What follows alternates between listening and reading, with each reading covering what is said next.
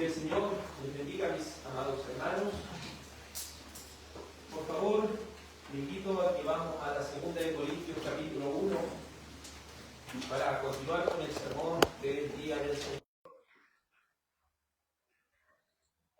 Segunda de Corintios capítulo 1.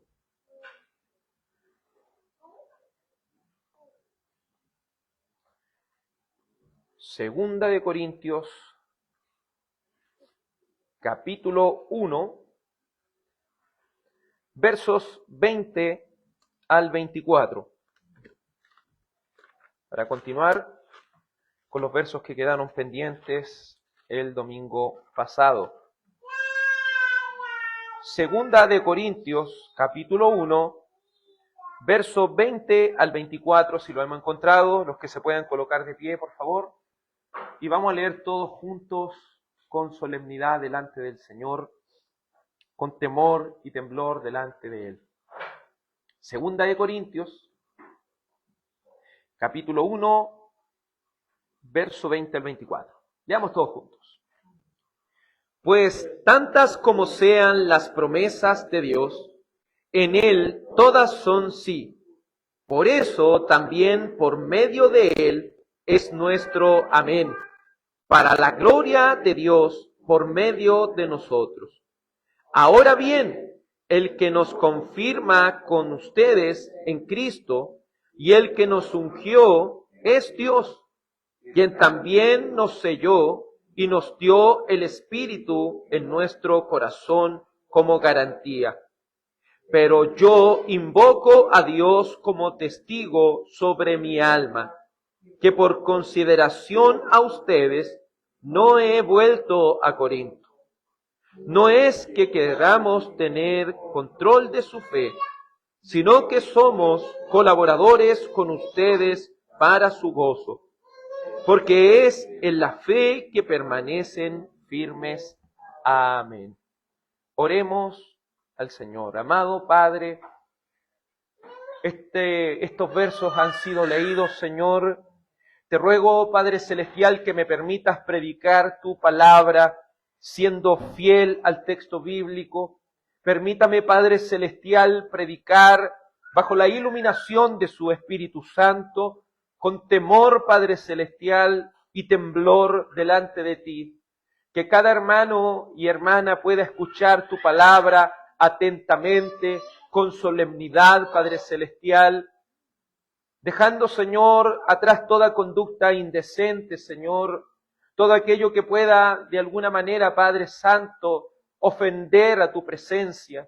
Ayúdanos, Señor, a que cada uno de nosotros pueda, Padre Celestial, tomar provecho de esta palabra que va a ser predicada el día de hoy.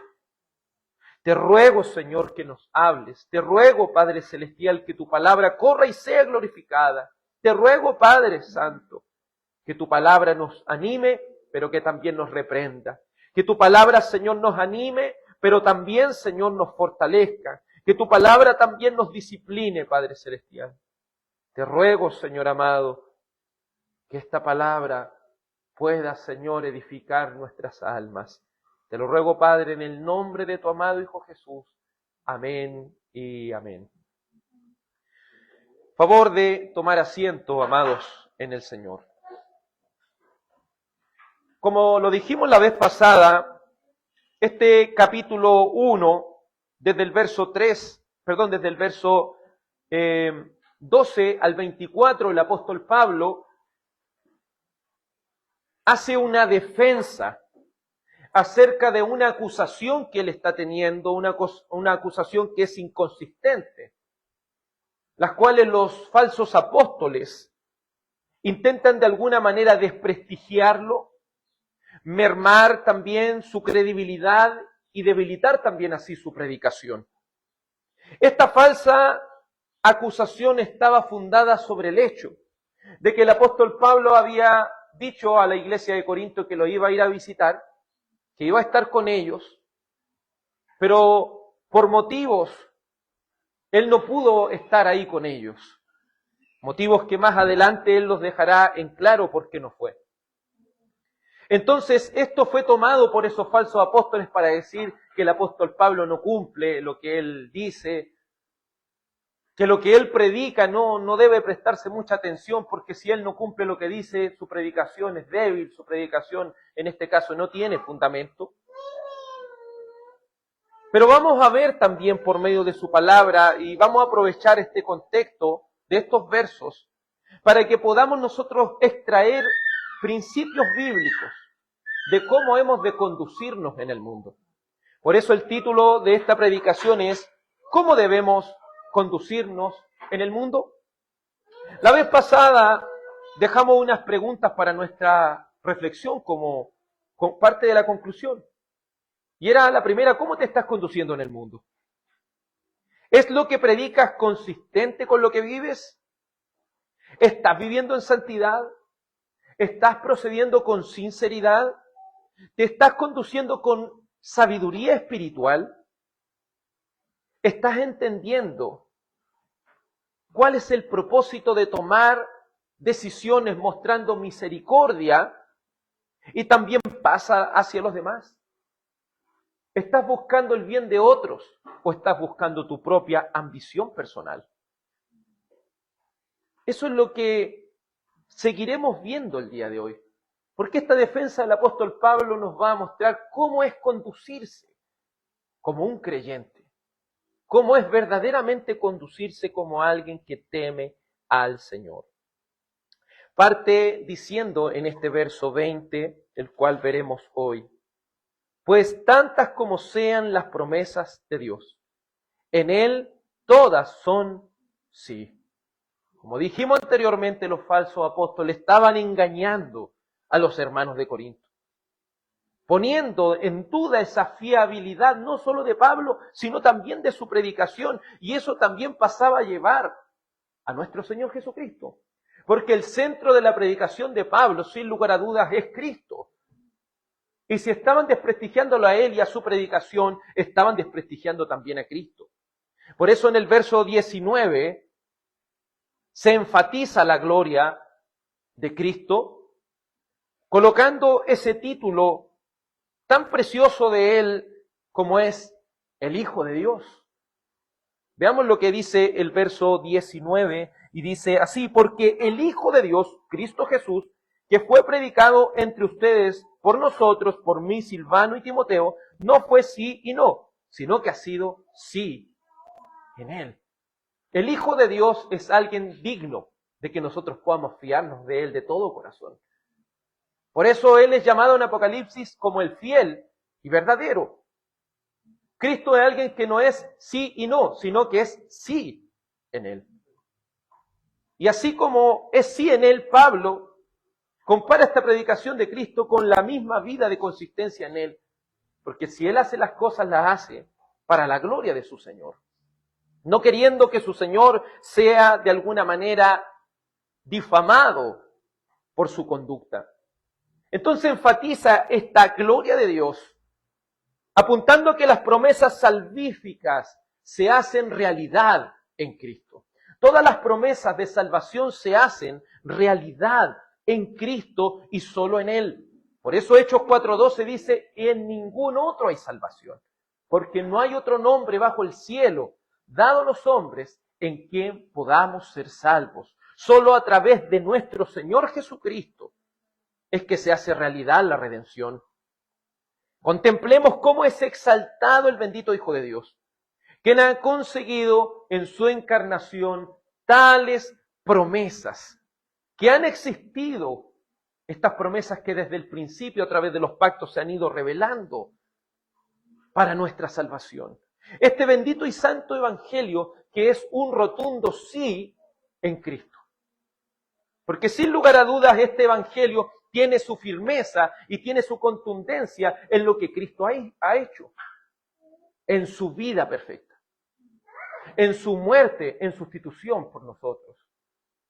Pero no solo en su muerte, sino también en su resurrección. ¿Y qué ha hecho la resurrección de Cristo sino que el Padre lo ha vindicado como aquel que es Rey de Reyes y Señor de Señores? El Padre ha vindicado a Cristo en la resurrección y le ha hecho Señor y Cristo.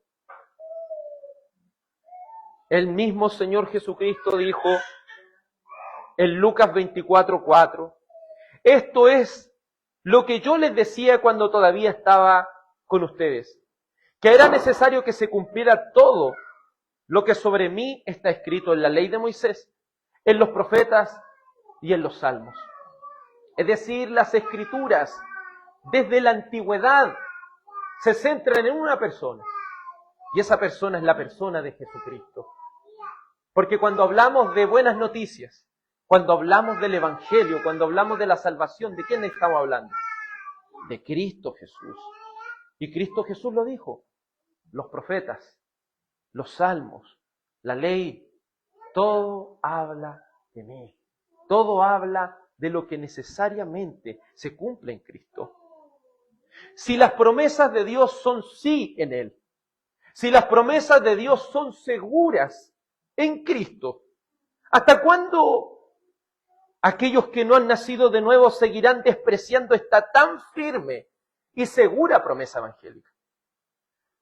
En la antigüedad aquí veíamos que las personas eran de palabra. ¿Cierto? Usted le daba la palabra a una persona y esa persona, ¿qué hacía? La cumplía. Y por eso usted se fiaba que cuando una persona daba su palabra, usted se fiaba de esa persona. Hoy en día eso ha cambiado. Hay personas que le dan su palabra y no cumplen. Pero Cristo da su palabra y Él la cumple. Si el Señor Jesucristo ha prometido que nos salvaría, si el Señor Jesucristo ha prometido que donde Él está, nosotros también estaremos, nosotros debemos fiarnos de todo corazón de esas promesas, porque Él y todas las promesas de Dios son sí en Él.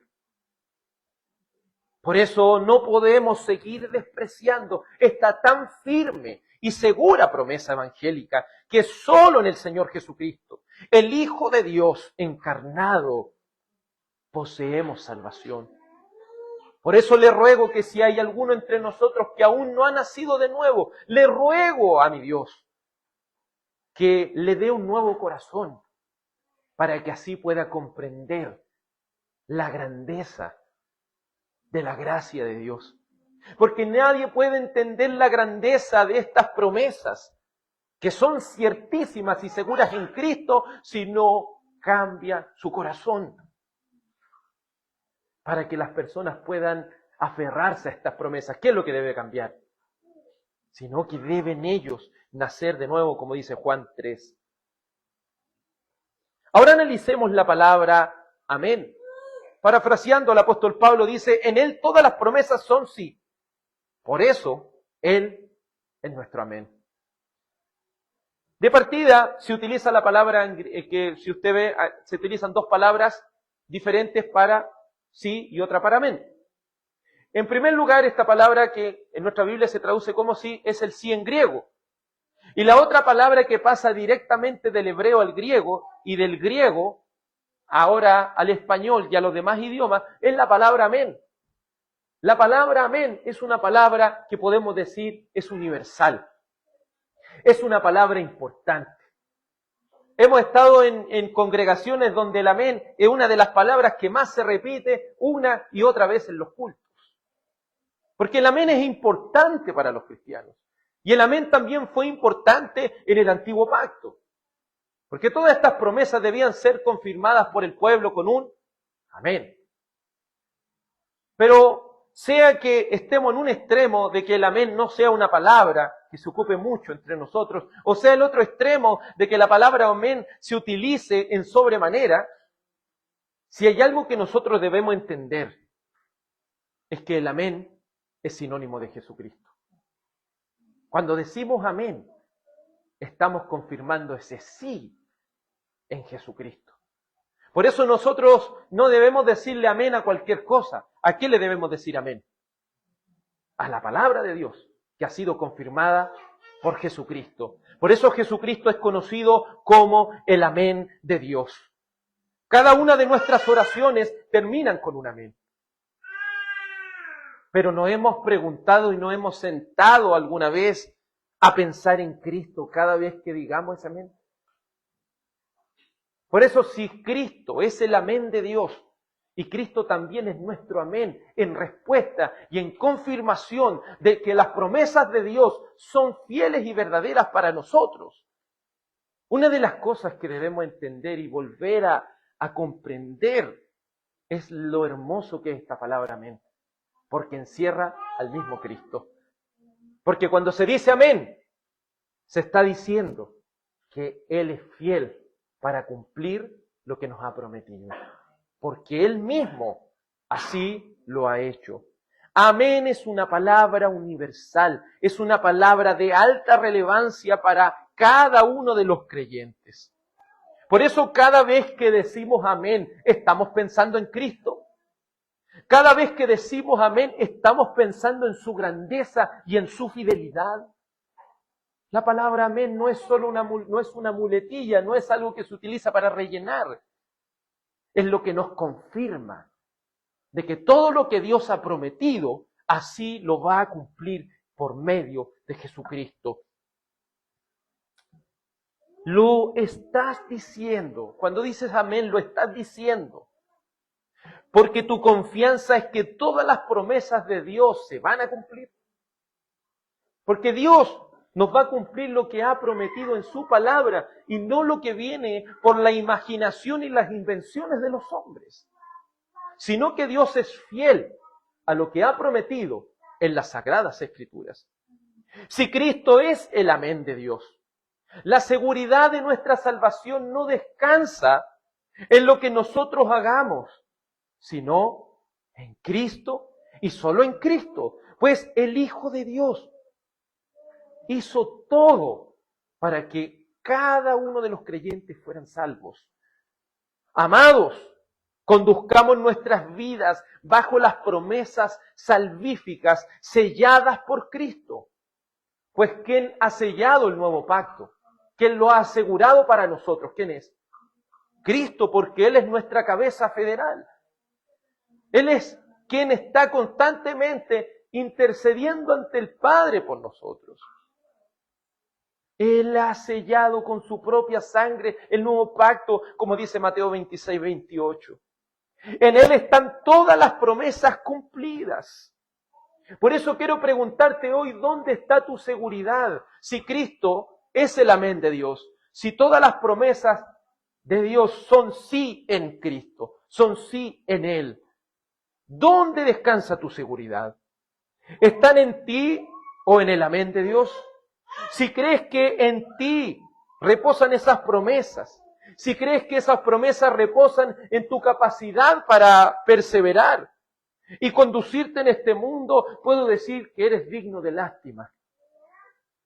Si Cristo no es importante para ti, si el amén de Dios no es importante para tu vida, lamentablemente eres el más digno de lástima, porque ni siquiera nosotros podemos preservar nuestra salvación por nuestras propias fuerzas. Si Él ha prometido que nos salvaría, Él es fiel. Él es fiel para prometerlo. Él es fiel también para cumplirlo. Así como leímos siempre en 1 de Juan capítulo 1, versículo 8 al 9. Si confesamos nuestros pecados, ¿qué dice? Él es fiel y justo para perdonar nuestros pecados y limpiarnos de toda maldad. No podemos jamás dudar de la fidelidad de Dios. Por eso, ¿dónde está tu esperanza? ¿Están en Cristo o están en tus propias fuerzas? Considera que tienes una incapacidad total de perseverar por tus propias fuerzas, por lo cual es imposible que alguien pueda perseverar en los caminos del Señor por sus propias fuerzas. Es imposible que alguien pueda ni siquiera aferrarse a este evangelio con sus propias fuerzas. Por eso, en primer lugar, a los que no están en Cristo, les digo hoy, le hago este llamado, vengan a Jesucristo. Vengan a Jesucristo porque Él es fiel. Vengan a Jesucristo porque Él es el amén de Dios. Vengan a Jesucristo porque todas las promesas son sí en Él. Por eso, por medio de Él, nosotros también decimos amén. ¿Y a qué le estamos dando la gloria ahí? A Dios. Porque el Hijo ha hecho todo esto para que glorifiquen a quién, para que glorifiquen a su Padre. Nótese que los creyentes no solo saben que las promesas son un rotundo sí en Él, sino que también por medio de Él, nosotros con gratitud y dando gloria a Dios, decimos amén al Padre. Cuando nosotros como creyentes decimos amén, lo que estamos haciendo, cuando decimos amén a la palabra del Señor, lo que nosotros estamos haciendo es expresar nuestra gratitud hacia Él. Es expresar que Cristo lo ha hecho todo para poder salvarnos y redimirnos.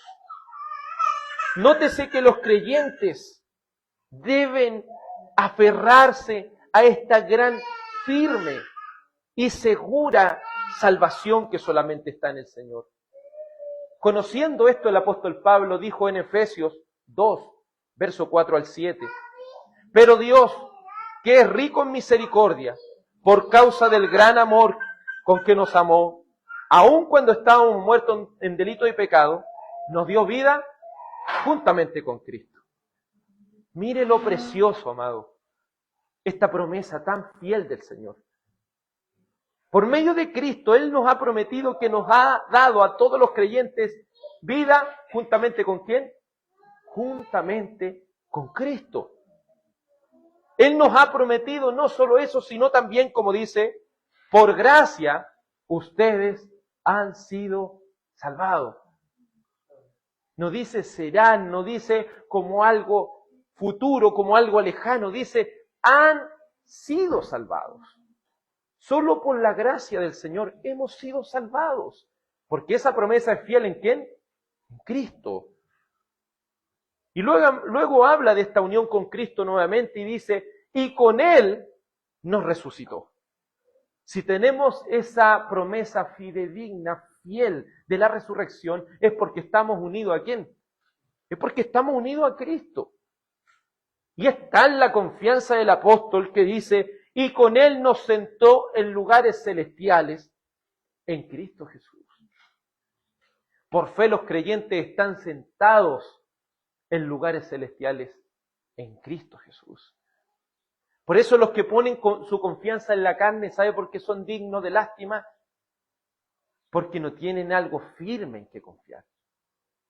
Confían en sus propias fuerzas y eso lo hace debilitarse, eso lo hace caer una y otra vez, eso lo hace estar luchando de manera incansable y nunca tener la victoria sobre el pecado. Porque la única manera en la cual nosotros podamos vencer el pecado es por medio de Jesucristo.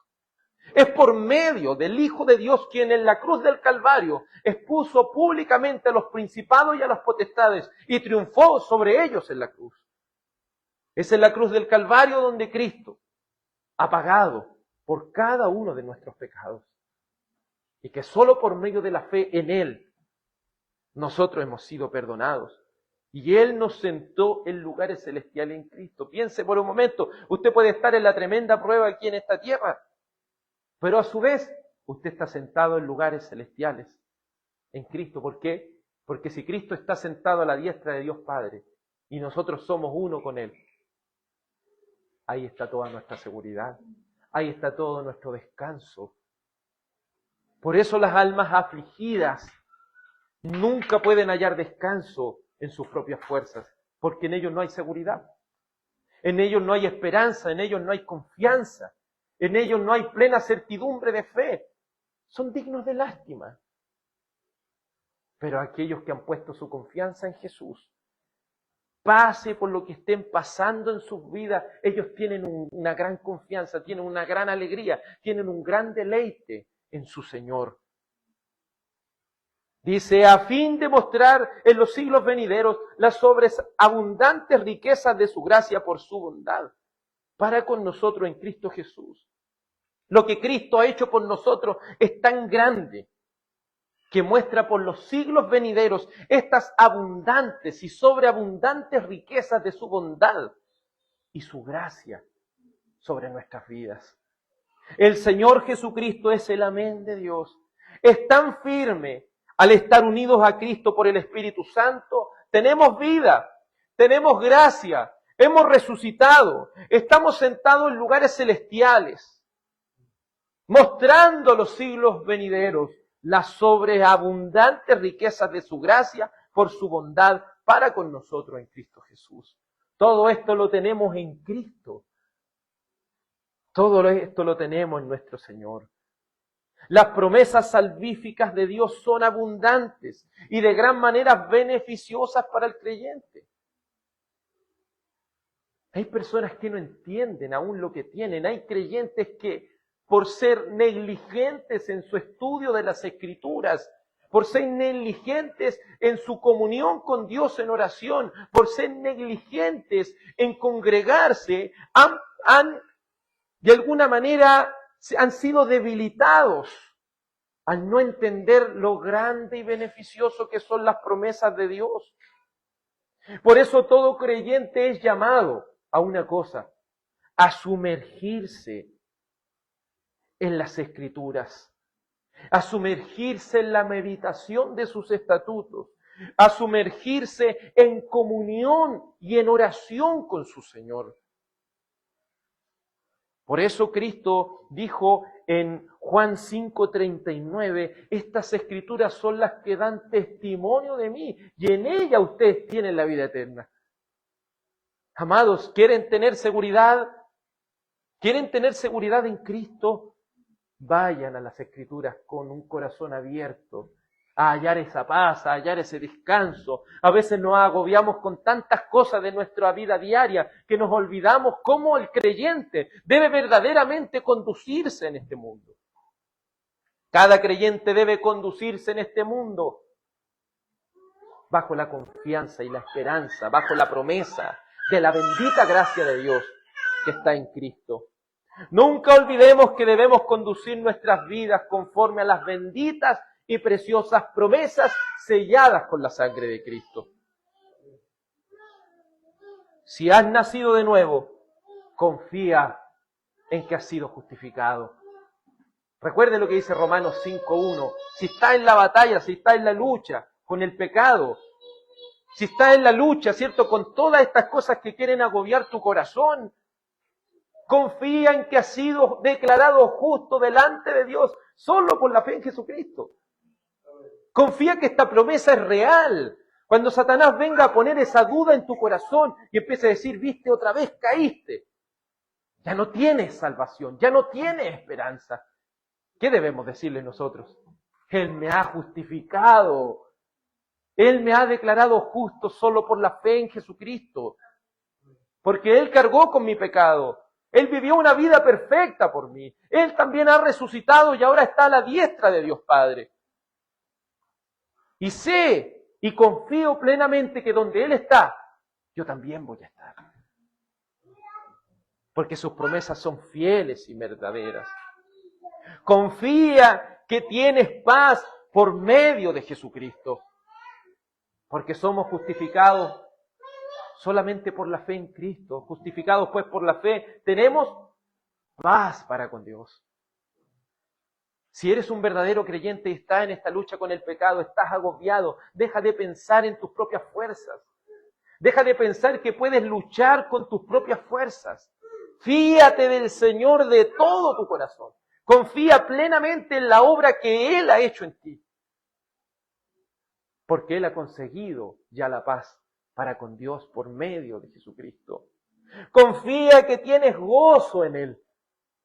Si te hayas desahuciado en tu alma, si te encuentras afligido, si te encuentras angustiado por toda la opresión del enemigo, si estos enemigos como lo son el mundo, la carne y el diablo te tienen agobiado, confía en aquel gozo que el Señor te ha dado.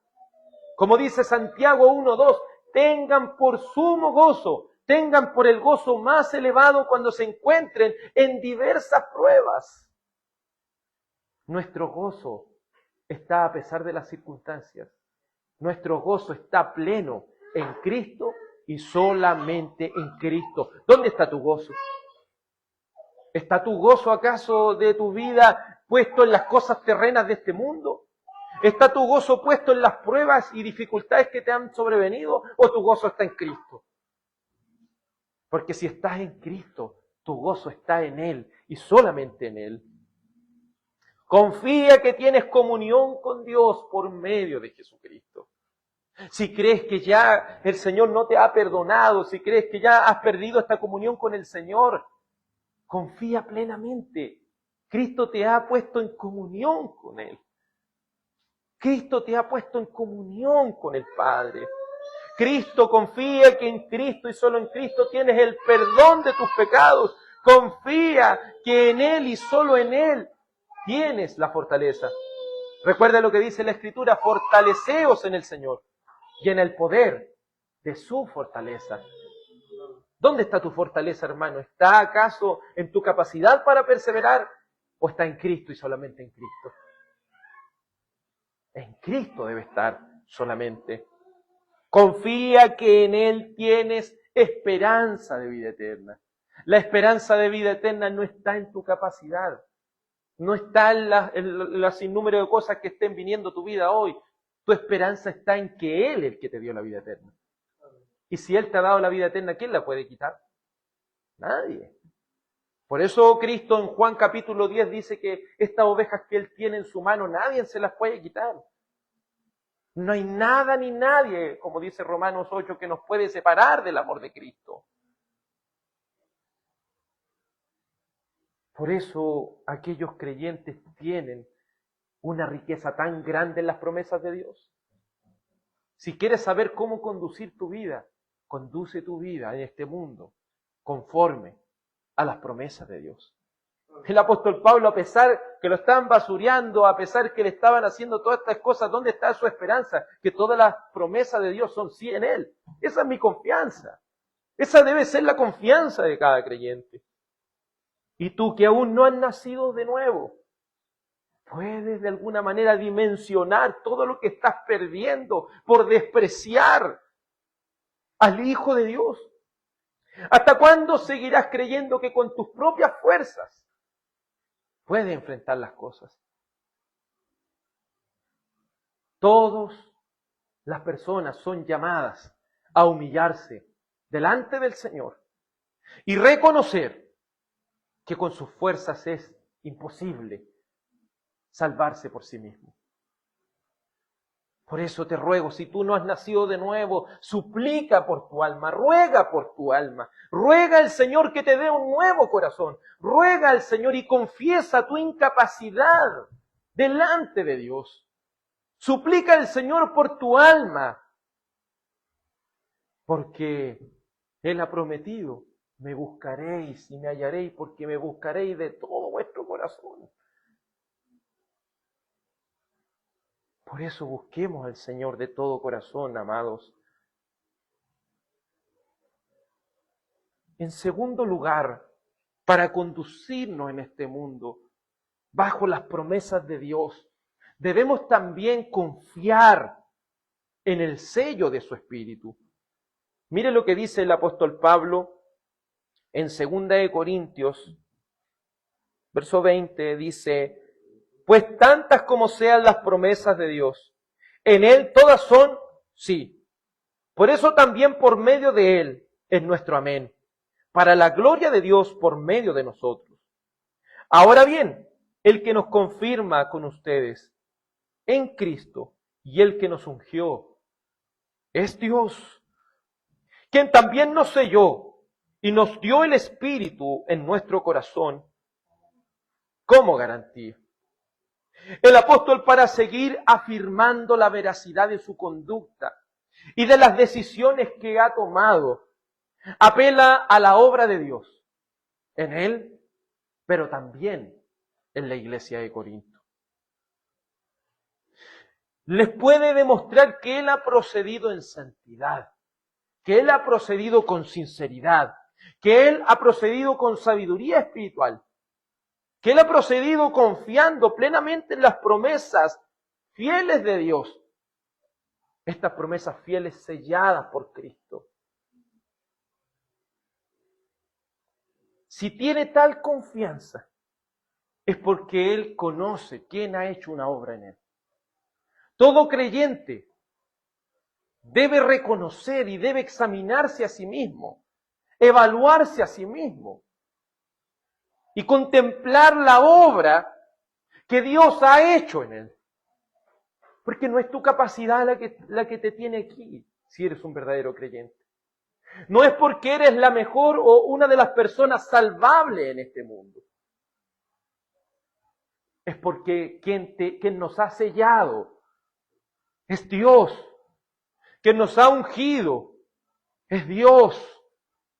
Y quien nos ha dado que el Espíritu Santo more en nuestro corazón como garantía es Dios. Entonces, ¿quién ha hecho todo? Dios. En Cristo lo ha hecho todo. Y el Espíritu Santo ha obrado poderosamente en nuestros corazones.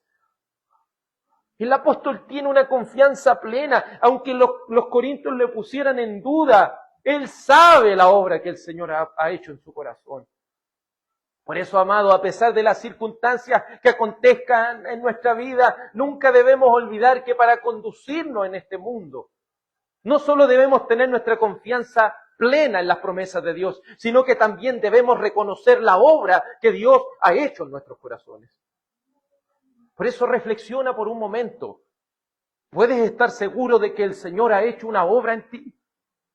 ¿Estás seguro y confiado de que Él te ha sellado, de que Él te ha ungido y de que Él te ha dado un nuevo corazón por medio del Espíritu Santo? ¿Quieres saber cómo conducirte en el mundo? Si quieres saberlo, debes primero examinar tu corazón. El primer paso para saber cómo hemos de conducirnos en este mundo es examinar nuestro corazón. ¿Sabe por qué? Porque si no tenemos un nuevo corazón es imposible que sepamos cómo conducirnos en este mundo. Por eso lo primero que debemos evaluar es nuestro corazón. ¿Cómo está tu corazón? No digo cuántas veces vienes a la iglesia, no estoy diciendo cuántas veces oras o cuántas veces estás leyendo. ¿Cómo está tu corazón? Porque los hipócritas pudiesen de alguna manera aparentar muchas cosas al mundo y pudieran algunos respaldarse de alguna forma y decir, solo Dios conoce mi corazón, pero también tú conoces tu corazón. Tú dentro de tu corazón sabes verdaderamente si Dios ha hecho o no una obra en ti. Si quieres saberlo, debes primero examinar tu corazón y como dice 2 Corintios 13:5, y probar si verdaderamente estás en la fe. Porque la fe salvadora no es una obra humana. La fe salvadora es una obra que Dios ha hecho en el corazón del hombre, que ha regenerado. Es imposible que un hombre y una mujer de manera natural tengan una fe salvadora, porque lo único que tienen es una fe corrupta. Pero esa fe que Dios nos ha dado por gracia, esa fe que Él nos ha dado cuando pasamos de muerte a vida, esa fe salvadora es la que debe habitar en nosotros. Por eso, ¿has nacido de nuevo? ¿Cómo está tu corazón? ¿Cómo está esa fe que el Señor ha puesto en ti? Porque si no has nacido de nuevo, no tiene al Espíritu Santo morando en ti. Y si no tiene al Espíritu Santo, Romanos 8:9 dice una cosa, el tal no es de Él. Hay grandiosísimas promesas de Dios. Hay una salvación tan grande. Pero si no has nacido de nuevo, no tiene al Espíritu Santo morando en tu corazón, no eres de Dios. Y si no eres de Dios, no eres su hijo. Y si no eres su hijo, no estás bajo las promesas de Dios, sino que estás bajo la ira de Dios. Si no has nacido de nuevo, no has sido confirmado, no has sido ungido, no has sido sellado, ni se te ha dado la garantía. No eres de Dios, no eres partícipe de sus promesas, no eres salvo. Qué terrible condición es la de una persona que está sin Cristo. Qué terrible condición es la de un ser humano que no tiene a Cristo y no está unido a Cristo por medio del Espíritu Santo. Es una terrible condición, porque está sin fe, sin esperanza, sin arrepentimiento, está sin gracia, está condenado bajo la ira de Dios, está bajo su ira. Charles Hodge, un predicador de la antigüedad, dijo lo siguiente: con respecto a esta segunda de Corintios 1. Dice, los frutos del Espíritu son la única evidencia de su presencia. De forma de que quienes experimentan y manifiestan los frutos pueden regocijarse en la certeza de su salvación. Mas aquellos que se hayan desprovistos de los mismos no tienen derecho de apropiarse de la consolación de esta y semejantes afirmaciones de la palabra de Dios. La perseverancia de los santos es una perseverancia en santidad. Fin de la cita. Por eso dije al principio, examina tu corazón, porque si examinas tu corazón, vas a saber si el Señor hizo una obra o no en ti.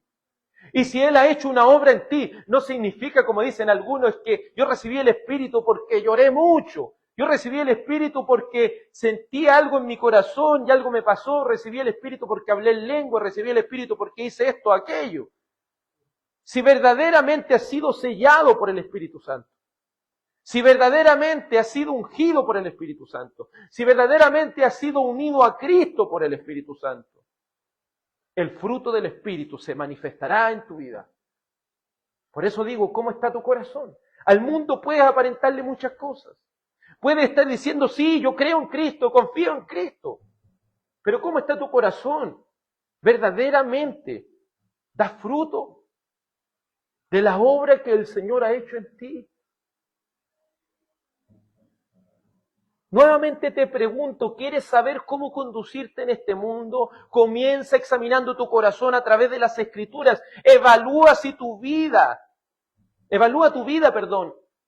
si posees lo dicho por el apóstol en Gálatas 5:22. Pero el fruto del Espíritu es amor, gozo, paz, paciencia, benignidad, bondad, fidelidad, mansedumbre, dominio propio. Contra tales cosas no hay ley. Pues los que son de Cristo Jesús han crucificado a la carne con sus pasiones y deseos.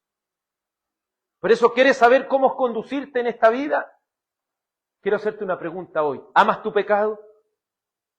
¿Te deleitas en tu pecado? ¿Qué estás amando más? Porque donde esté tu tesoro, allí va a estar tu corazón. ¿Qué estás amando más hoy? ¿Estás amando a Cristo por sobre todas las cosas? ¿O estás amando tu propia vida en este mundo? ¿O estás amando los propios quehaceres de este mundo? ¿O estás amando tus proyectos? ¿O estás amando las cosas terrenales que van a quedar aquí? ¿Qué estás amando hoy? ¿Estás amando tu familia más que a Cristo? ¿Estás amando tu trabajo más que a Cristo? ¿Qué se está interponiendo entre Cristo y tú? Pues los que son de Cristo han crucificado la carne con sus pasiones y deseos. Le han declarado la lucha, la batalla a sus pasiones y deseos. Porque todo creyente que ha nacido de nuevo sabe una cosa, hay un pecado remanente en nosotros. Y si hay un pecado remanente en nosotros, entendemos que estamos en una lucha. Pero si no está en la lucha, es porque te has entregado a tu pecado. Si no estás en la lucha, es porque no has nacido de nuevo, no estás dando fruto. ¿Tienes amor por Cristo? ¿Tienes gozo por Cristo? ¿Tienes paz por medio de Jesucristo? ¿Tienes paciencia? ¿Tienes benignidad, bondad, fidelidad, mansedumbre, dominio propio? Hay personas que dicen, es que yo no tengo amor por estas cosas, no sé, no me gusta leer la Biblia, no me gusta congregarme, no me gusta estas cosas. Entonces verdaderamente tiene un amor por Dios. No es solo decir yo, Dios, te amo más que a mi vida, te amo más que todas las cosas, pero ¿cómo está tu vida? ¿Cómo está tu devoción por Él? ¿Cómo está tu tiempo a solas con Dios? ¿Amas tu pecado? ¿Es el pecado el Señor de tu vida? Reconoce hoy tu incapacidad y tu urgente necesidad de que el Espíritu Santo te dé un nuevo corazón, para que puedas traer fe salvadora, puedas tener fe salvadora en el Evangelio de Jesucristo. Si nunca reconoces tu incapacidad, si nunca reconoces tu pecado delante de Dios,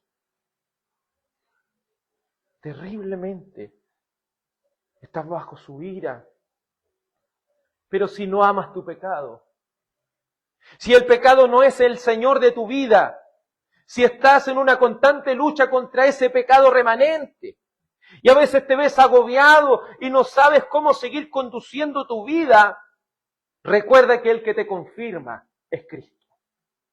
Recuerda que el que te ungió fue Dios.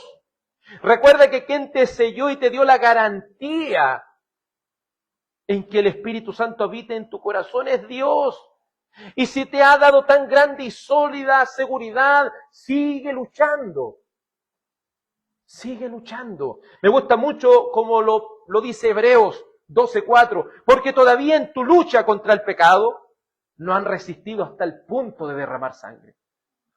Es que estoy cansado de la lucha hasta ahora. No has llegado al punto de derramar sangre en la lucha con tu pecado. Todavía puedes.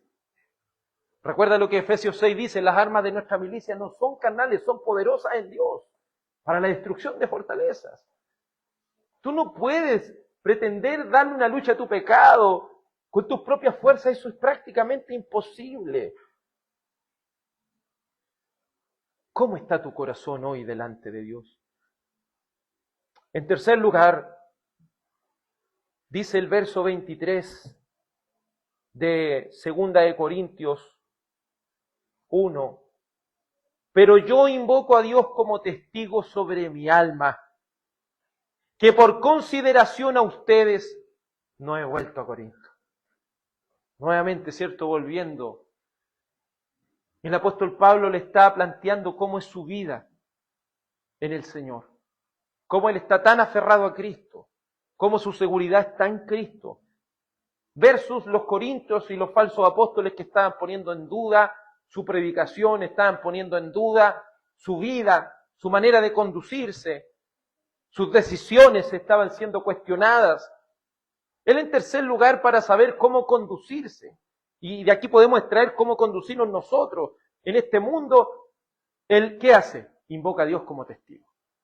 Dice, pero yo invoco a Dios como testigo sobre mi alma, que por consideración a ustedes no he vuelto a Corinto. No es que queramos tener control de su fe, sino que somos colaboradores con ustedes para su gozo. Porque es en la fe que permanecen firmes. El apóstol nuevamente recuerda a los corintios la acusación de difamación que le estaban haciendo.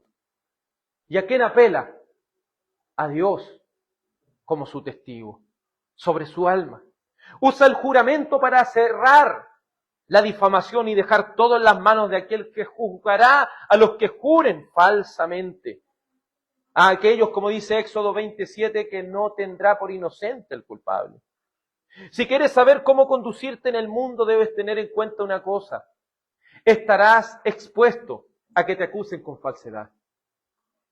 Sí, cuando nos conducimos en los caminos del Señor, cuando nos conducimos también en este mundo, en esta vida, no vamos a estar expuestos a que nos difamen. Vamos a estar expuestos a que alguien se meta en nuestras vidas y de alguna manera quiera inventar o acusarnos con alguna falsedad. Mateo 5:11 dice que son bienaventurados aquellos cuyos dicen toda clase de males mintiendo. Es decir, el creyente va, de alguna forma en este mundo, también va a tener que lidiar cuando lo acusen falsamente. Pero lo mejor que uno puede hacer es no intentarse defenderse a uno mismo, sino más bien apelar a Dios, a quien juzgará siempre con justicia. Porque se fija a veces las personas que se empiezan a defender a sí mismas, aunque sea algo que él no hizo, y se empiezan a defender, como que a veces le da la razón a las otras personas. Se termina enojando y a veces termina cometiendo otro tipo de cosas. Hebreos 6:16 dice, porque los hombres juran por uno mayor que ellos mismos, y para ellos un juramento dado como confirmación es el fin de toda discusión. Por eso los juramentos son parte de la adoración y son lícitos, porque invocamos a Dios como testigo, porque decimos, Él conoce nuestras vidas. Hay personas que de manera tan frívola, de manera así tan fácil, dicen, no, si el Señor sabe, el Señor conoce mi corazón, pero lo dice así como, no pensando que si usted pone al Señor como testigo, si es falso lo que usted está diciendo, el Señor no va a tener por inocente al culpable.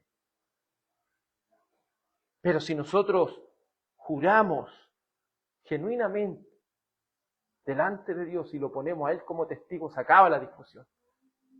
Porque el justo de los justos, el Rey de Reyes, el Todopoderoso va a tomar cartas en el asunto. Si el apóstol no fue a Corinto, amados, él aquí deja aquí claro en la carta por qué él no fue a Corinto. Por consideración a ellos. Porque él no iba a ir en un buen tono. Los corintios estaban haciendo las cosas mal y él no iba a ir en un buen tono. Él iba a ir a reprenderlos duramente. Pero por consideración a ellos, lo consideró en el Señor, mejor que no voy. Pero después de todo esto que él hizo y tomó la decisión más sabia, la gente armó, los falsos apóstoles armaron un montón de cuentos ahí para difamar y desacreditar la predicación cristocéntrica de Pablo. Pero todo era por un bien. Todo era por un bien. Si el apóstol no fue a Corinto, como había dicho, fue porque era la manera más sabia de conducirse delante de Dios. Y por amor a la iglesia de Corinto. Y de aquello que ellos debían tener seguridad, pues Dios era testigo de aquello. Se acaba la discusión. El Señor es testigo que la decisión que tomé fue la mejor decisión. Porque él estaba seguro que había procedido conforme a la palabra de Dios y conforme a su espíritu. Así nosotros no pretendamos que siempre el conducirnos en este mundo nos va a traer la aceptación de las personas. Pero si estamos actuando conforme a la palabra de Dios de manera sabia, en santidad, en sinceridad, bajo las promesas de Dios en Cristo, con un corazón nuevo que ha sido sellado por el Espíritu Santo, debemos estar satisfechos y seguir rogando a Dios que nos permita conducirnos en este mundo. No como nosotros queremos, sino como Dios lo ha establecido en su palabra.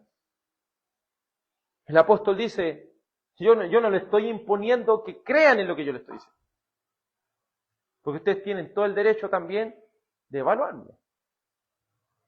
Se fija, él tampoco impone el cargo de apóstol, en cierta forma, decir, no, yo soy el dueño de su fe y ustedes tienen que creerme en lo que yo les estoy diciendo. No, yo pongo al Señor como testigo. Ahora examínenme si yo todo este proceder que les dije es conforme a la palabra de Dios. Eso hace alguien que quiere verdaderamente y sabe cómo conducirse en este mundo. Es una carta leída. Es alguien que coloca al Señor y se acaba la discusión. Porque él sabe la obra que el Señor ha hecho en él. Él sabe que cómo ha procedido lo ha hecho conforme a la palabra de Dios. Entonces, ¿qué es lo que tiene? Seguridad. Pero aunque tenga esa seguridad, eso no le da el derecho de imponerse sobre los demás y hacerse señor de la fe de ellos. No. Los corintios tienen todo el derecho de evaluar al apóstol Pablo, como lo hicieron los creyentes de Berea, que veían en la Escritura si eso era así. Ellos pueden evaluar, pero tienen que evaluar conforme la palabra de Dios. Por tanto, no es que esta respuesta ante la difamación debía ser creída porque él como apóstol lo decía, sino que ellos debían comprobar a través de la Escritura si su proceder era correcto o no. Amados, esto nos enseña que aquellos que quieren conducirse en este mundo conforme a la palabra de Dios deben estar dispuestos a rendir cuentas. Deben estar dispuestos a rendir cuentas, a abrir su corazón, contar las cosas como son, no esconder las cosas. Pues la fe no se basa en el testimonio de un hombre, sino que la fe se basa en el testimonio de Dios. ¿Qué dice Dios a través de su palabra de nosotros? No es lo que a alguien se le ocurrió, lo que alguien soñó, lo que alguien no, que yo creo que puede ser, yo pienso que puede ser así. No, es que dice la palabra. Si ustedes van a examinar a alguien o van a examinar su propio corazón, examínenlo conforme la palabra de Dios. Si ustedes van a tomar decisiones, tómenlas conforme a los principios que están escritos en la palabra de Dios. Y si hay cosas que no entienden, busque en los creyentes consejo, sabiduría, oración. Busque, porque tampoco a veces las sabemos todas. Así también nosotros, amados, no debemos imponer a las personas cómo han de conducir en este mundo. Nosotros tampoco tenemos el derecho de decir, no, tú tenés que hacer esto, tenés que hacer esto otro. No. Más bien, cada uno debe juzgar si lo que decimos está en la Escritura o no. Porque hay muchas personas que quieren hacerse como el tener el señorío de los demás, imponerle a los demás ¿cómo han de conducirse en este mundo? Si la palabra dice algo, nuestra mente antes debe estar cautiva a lo que su juicio dice, porque hay gente, no es que yo tengo una corazonada de que debo tomar esta decisión, de que debo hacer esto otro, es que yo siento que debe ser así. Es que mi conciencia siente que debe ser así. Amado, el corazón es engañoso, más que todas las cosas. ¿Podemos confiar en nuestro corazón? ¿Podemos incluso confiar en nuestra conciencia? Si Lutero dijo algo tan preciso, dijo que su conciencia, ¿dónde estaba cautiva? A la palabra de Dios. No dijo mi conciencia está cautiva a lo que me diga, porque esta conciencia me la dio el Señor y yo puedo tomar las decisiones bajo mi conciencia. O como algunos dicen, no, es que tengo libertad de conciencia y la entienden como libertinaje. No, tu libertad, el Señor de tu conciencia, ¿quién es? Jesucristo. Pero que Jesucristo sea el Señor de tu conciencia te desafía a que escudriñes la Escritura y procedas conforme a lo que la palabra dice, y no bajo las invenciones de los hombres. Si has de conducir tu vida, si has de examinar tu vida, debe ser examinada por medio de la santa palabra de Dios, bien interpretada por medio, ¿cierto?, de la iluminación del Espíritu Santo. Por eso, amados, en Cristo Jesús, si queremos saber cómo conducirnos en esta vida, sigamos rogando a Dios que nos permita conducirnos en santidad, en sinceridad, bajo las promesas fieles de Cristo, con un corazón nuevo que ha sido confirmado, sellado, ungido por Dios y que nos ha dado esa garantía de que el Espíritu Santo está morando en nosotros y estamos produciendo fruto. ¿Qué dijo el Señor? Por sus frutos los conoceréis. Por sus frutos lo conoceréis. ¿Estás amando tu pecado o estás en una lucha contra tu pecado? Oremos al Señor. Amado Padre Celestial, estamos agradecidos de gran manera de que por medio de estos principios bíblicos, por medio de esta defensa del apóstol Pablo, nosotros podamos extraer y ver cómo hemos de conducirnos en este mundo. Tu palabra es sabia, Señor. Tu palabra, Señor, es tan perfecta que no le pide a un muerto espiritual que haga estas cosas, sino a aquellos que han sido transformados por medio de la renovación de su entendimiento. Padre, te ruego en primer lugar por aquellos que no han nacido de nuevo. Te suplico, Señor, que les des un nuevo corazón. Te suplico que tu Espíritu Santo les dé fe salvadora para que confíen plenamente en el Evangelio y sean justificados solamente por la fe en Jesucristo. Te ruego, Señor, que les des arrepentimiento para vida, para que así, Señor, confiesen sus pecados, aborrezcan sus pecados, puedan decir con toda propiedad que al estar en Cristo han crucificado a la carne con sus pasiones y deseos. Padre Santo, te suplico por aquellas almas que están muertas en sus delitos y pecados. Te ruego, Señor, por estas almas para que puedan ser transformadas, Señor. Te ruego también por aquellos que han nacido de nuevo, pero que están debilitados en la lucha, por su negligencia, por su falta de pasar tiempo en los medios de gracia, Señor.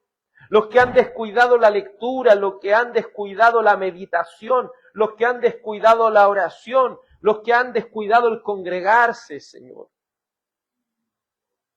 Los que han descuidado el compañerismo cristiano. Padre Santo, los que han faltado, Señor amado, a tu palabra, te ruego, Señor, que puedan confiar plenamente en ti y que puedan retomar, Señor, todos estos medios de gracia que les harán tan bien a su vida espiritual, como tú, oh Señor, por medio del apóstol Pablo exhortaste a Timoteo, que se ejercite para la piedad. Padre, gracias por enseñarnos de que hemos de andar en integridad, en sinceridad, que debemos andar, Señor, de manera sabia, que debemos conducirnos, Señor, en esta vida fiándonos en ese amén de Dios, en aquel Jesucristo, que por medio de su obediencia perfecta, por medio de su sacrificio, por medio de su resurrección, por medio de su ascensión, podemos ser salvados de la ira de Dios. Gracias por tan grandes promesas. Gracias, Espíritu Santo, por sellarnos, por darnos esa seguridad de que nadie nos puede quitar esta salvación, de que nada ni nadie puede quitarnos el estar, Señor, en tus caminos. Gracias por ungirnos, Señor, y darnos dones para que trabajemos para tu gloria. Gracias, Señor, por darnos esa garantía de que tú estás, oh Espíritu Santo de Dios, morando en nuestros corazones y estemos dando fruto. Te ruego, Dios amado, que podamos honrarte y glorificarte para tu gloria. En el nombre de tu amado Hijo Jesús. Amén y amén. Vamos a cantar un nuevo salmo al Señor.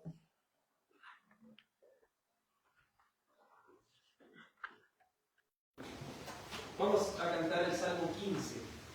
Salmo 15. La introducción al Salmo 15 dice así,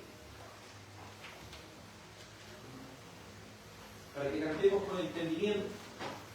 Este salmo canta de qué costumbres tienen que estar armados los ciudadanos de los cielos. Este salmo canta de qué costumbres tienen que estar armados los ciudadanos de los cielos. ¿Cómo deben vivir los creyentes? Cantemos este salmo 15. Jehová, quien habitará contigo en la sagrada tienda. ¿Quién es aquel que morará? ¿Y quién en el monte estará? De tu santidad que es tremenda. El que anda en integridad y quien practica la justicia, el que en su corazón dirá y en su alma hablará solo verdad y sin mentira. Quien con cuya lengua hablar no va a calumniar a nadie, ni hacer al prójimo mal. Nunca va él a levantar contra su cercano ultraje. Aquel que ve al vil pecador y es a sus ojos despreciado, más honra al que teme al Señor, el que en su daño